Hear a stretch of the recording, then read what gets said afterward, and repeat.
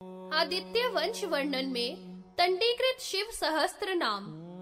ऋषि बोले, हे सूत जी, आदित्य वंश का और सोम वंश का हमारे प्रति वर्णन कीजिए। सूत जी बोले, अदिति ने कश्यप ऋषि के द्वारा आदित्य नामक पुत्र को उत्पन्न किया। आदित्य की 4 पत्नी हुई। वे संज्ञा, रागी, प्रभा, छाया नाम वाली थी।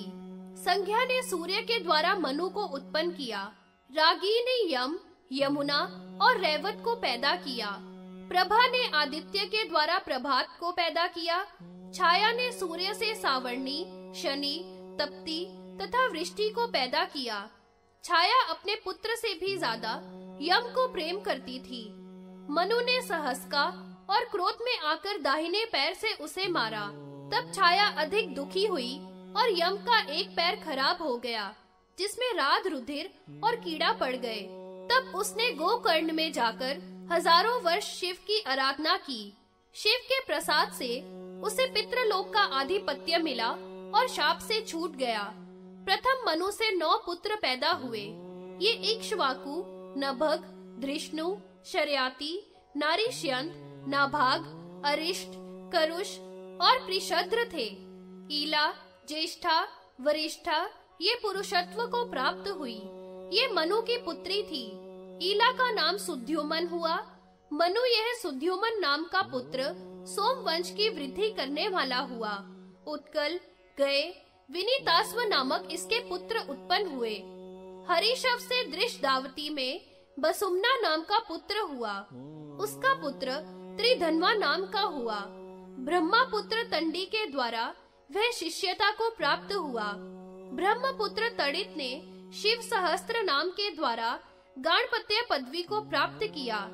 ऋषि बोले, हे सूत जी, शिव जी के सहस्त्र नाम को हमारे प्रति वर्णन करो, जिसके द्वारा तंडी गाणपत्य पद को प्राप्त हुआ। सूत जी बोले, हे ब्राह्मणों, वह 108 नाम से अधिक 1000 नाम वाला वह स्तोत्र मैं तुम्हें कहता हूँ, सो सुनो। तब सूत जी ने शिव के स्थिर, स्थाणु, प्रभु, भानु, प्रवर, वरद, सर्वात्मा, सर्वविख्यात, सहस्त्राक्ष, विशालाक्ष, सोम, नक्षत्र, साधक, चंद्र, शनि, केतु, ग्रह इत्यादि 1108 नाम वाला महापुण्य कारक स्तोत्र सुनाया, जिसको पढ़ने तथा ब्राह्मणों को सुनाने से 1000 अश्वमेघ यज्ञ का फल प्राप्त होता है। ब्रह्म हत्या, शराब पीने वाला, चोर, गुरु की शैया पर शमन करने वाला, शरणागत घाती, मित्र विश्वास घातक, मात्र हत्यारा, वीर हत्यारा, भ्रूण हत्यारा आदि घोर पापी भी इसका शंकर के आश्रय में रहकर तीनों कालों में 1 वर्ष तक लगातार जप करने पर सब पापों से छूट जाता है। सोम वंश के कथन में धन्वा का और ययाति का चरित्र वर्णन। सूत जी बोले, हे ऋषियों, त्रिधन्वा ने देव तंडी की कृपा से 1000 अश्वमेध यज्ञ का फल पाकर गाणपत्य पद को प्राप्त किया। उसका पुत्र त्रय्यारूढ़ नाम वाला हुआ।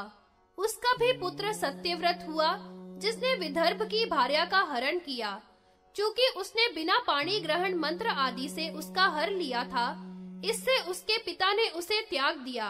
पिता के द्वारा निकाले जाने पर वह पिता से बोला कि मैं अब कहाँ रहूं?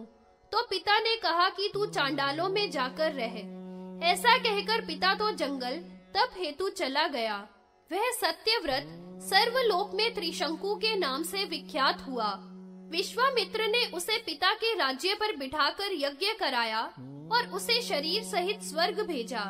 उसकी भार्या ने हरिश्चंद्र नाम का पुत्र उत्पन्न किया। उसके भी एक पुत्र हुआ, जिसका नाम रोहित रखा गया। उसी वंश में सगर हुआ। सगर की 2 भार्या थी, प्रभा और भानुमति।